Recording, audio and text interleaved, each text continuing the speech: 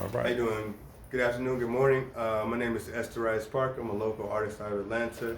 Um, Love to paint. My style is acrylic painting, mixed media. I deal with a lot of social media issues, black issues, and try to curate art to change lives, change purposes, and have a message. Um, I like to focus on the black figure, but I'm kind of growing into kind of a Victorian and combination of Victorian and modern style, and just looking to be an artist to share some of my art with you. So I thank you All guys for right. having All me. right. So you're on here with Soulside Vintage, with Brother Omar. So say your name again, man, and like, what's your Instagram or what's your, how people can reach you? My name is Esterias Parker, and you can find me on all platforms as Esterias Parker. That's S.DARIUS All right, that's what's up. So I guess this is the Bat Cave over here. I don't know if you necessarily want to say where your studio's at, Righteous. but just tell us, show us maybe like four pieces of your work, so we can get a feel for your artistic flavor and your gift. Okay, awesome. We'll start with this one. This one, upcoming piece is it's a piece that I'm currently working on for a show that I'm curating called Alchemical Marriage. And this one deals with the idea of just kind of black people, the origin of love. As you can see in the picture, I use Renee Mingret's kind of a toast to her, but to me the idea is just the origin of kind of the Adam and Eve theory and kind of trying to bring it back to black love and the aspects of us being the origin of love, us being the origin of just kind of connecting with one another in a sense of oneness. I'll go to the picture here. This one is called, I forget the name of it. But it, what's the name of this? Picture on the left, the little boy, I'm sorry. Kind of context of dealing song lyrics by an artist named Bizzle. And the lyrics are, their sick agendas trying to get you to let him clip his member. He can't choose his bedtime, but he can choose his gender. And so it was painted during a period of time of dealing with kind of just family issues and a young child dealing with their own kind of sexuality. And the thought was, when I was this age, all I had to worry about was homework, sports, and kind of chores, and the concepts of where our children are being placed and having to deal with their sexuality at a young age. So let me just to mix it up a little bit before you continue. So you say you from Metro Atlanta? Yep. All right. College Park. All right, from CP in the house. Yes, sir. All right. What are some of your favorite spots that have art around the city that you would recommend? I definitely recommend the Art Exchange. It's a local spot, not too far away in East Point. Atlanta Printmaker Studio. They have a lot of good work and just kind of interesting work over there. I recently went by Odama. What else? Definitely give a shout out to Zucot. Zucot's doing major work over there. And also Gallery Anderson out in Buckhead. Definitely doing major work. Appreciate what he's doing out there and opportunities that all of them are really providing for us. So, All right. opportunities What's your there. impression of the High Museum? Um, I'm an art lover. I've been going to the High since I was a kid, right? So Right, that right. was like our Sunday thing. I think that the High needs to be more representative of Atlanta itself and not necessarily trying to be, when I go see other museums in other cities, they represent who they are. The High Museum, to me, it has a lot of good work in it, but to me, it doesn't necessarily represent Atlanta's culture and who we are. And so I would like to see more of that. I feel like but I feel like that's, as an Atlanta native, I feel like that's just kind of what's happening is Atlanta's trying to be represented by people that aren't from here and telling Atlanta what it's supposed to be. And so it's time to kind of just, we in Atlanta. What we like Who would you about it. say are your top three favorite artists just off the rip? Or most inspirational or that resonate with you? Whose work you like to view a lot? Currently or Just historically? however it flow. I'm an old school guy, so I'm still studying like Caravaggio. There's always going to be some Lautrec in there. I did get to go to the High Zim and see a Lautrec, and that was kind of father graphic design. And I think it's always just chasing like Rauschenberg and chasing the greats. There's so many different people out there that are just as painters that I feel are just amazing people. So yeah, I'm trying to chase like the to me the people that are old masters and bring that into like educating us currently about what art is today. So a little question that Basquiat got posed to him over his career, like, do you consider yourself an artist or a black artist, or are they synonymous to you? I think they're synonymous because to me, I've painted some abstract stuff with no tag on it, and people, the moment they see me, is classified as black art. So it doesn't matter. People classify it as black art by what they see and what they say. It doesn't matter what I paint. Like, you have artists that have painted all color people in different colors, races, and whatever. And to me, you're an artist. I never set out to be a black artist. I just set out to be an artist. And How did you realize that you had a gift, that you have a gift for art?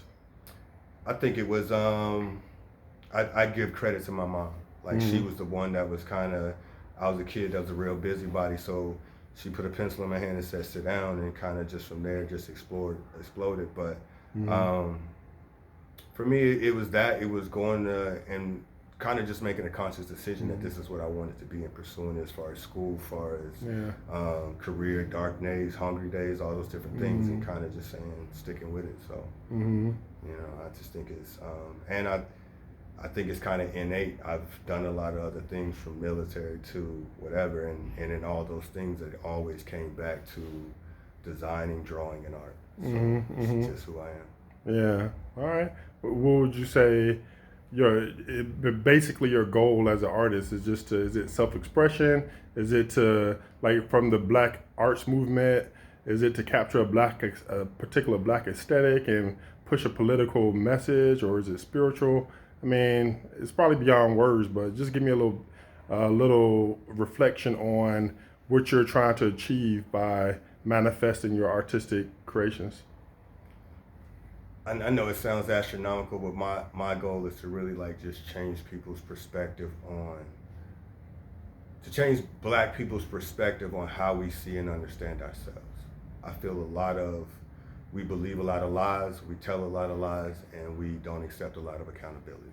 And so I think in that is, I try to paint dualistically about us and to us, or tell our stories about us and to us, because I think there's a lot of things that we look to the outer world to change, but it's our responsibility to kind of dictate and navigate our way through.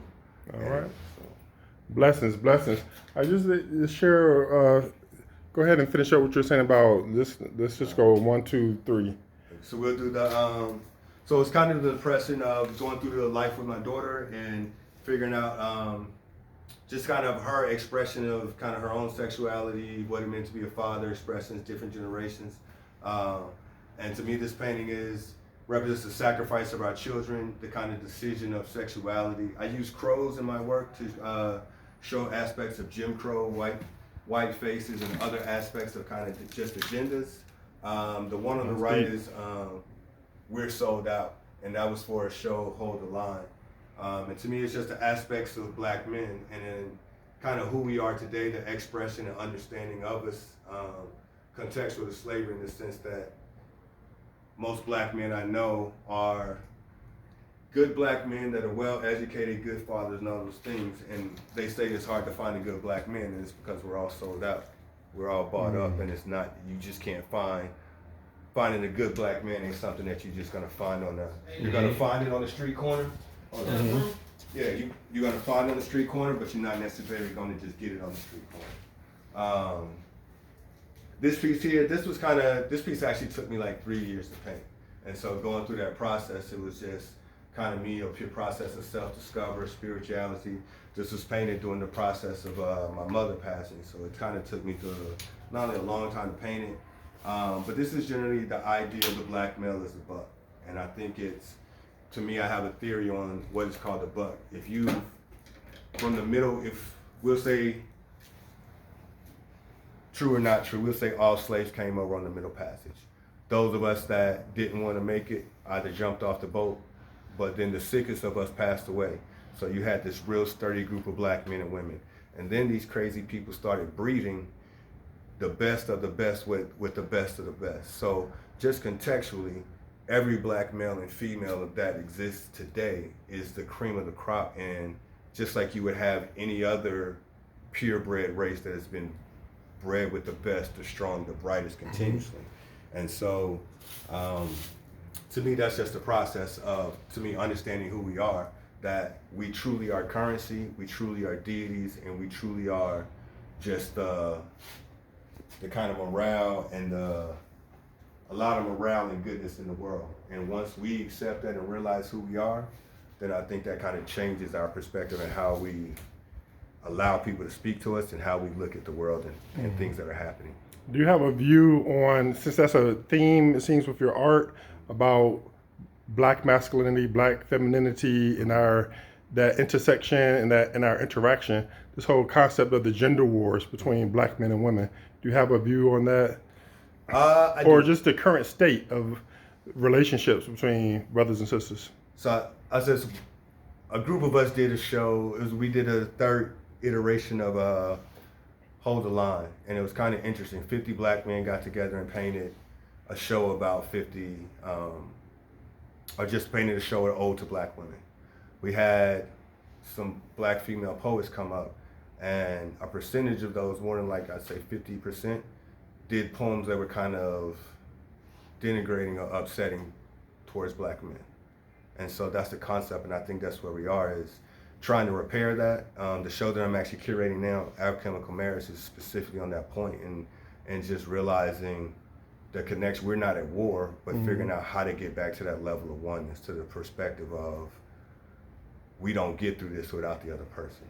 We don't get through this without our other half. And the process of denigrating or whatever's going on right now, to me, is really just shooting ourselves in the foot more than we realize that it's doing. You know, there's no Black man without Black woman. There's no Black woman without Black man. We both create Black children. So how do we, the stuff that we're fighting over is trivial. So how do we get to a place of really just respecting each other for the qualities, the roles, the tragedy, the triumph, all the stuff that we've been through that makes us Black people, and having pride in the facts of being Black people. And it's just simply that. Right? I'm gonna do 3 last quick questions for you, if you don't mind, all right? Number one,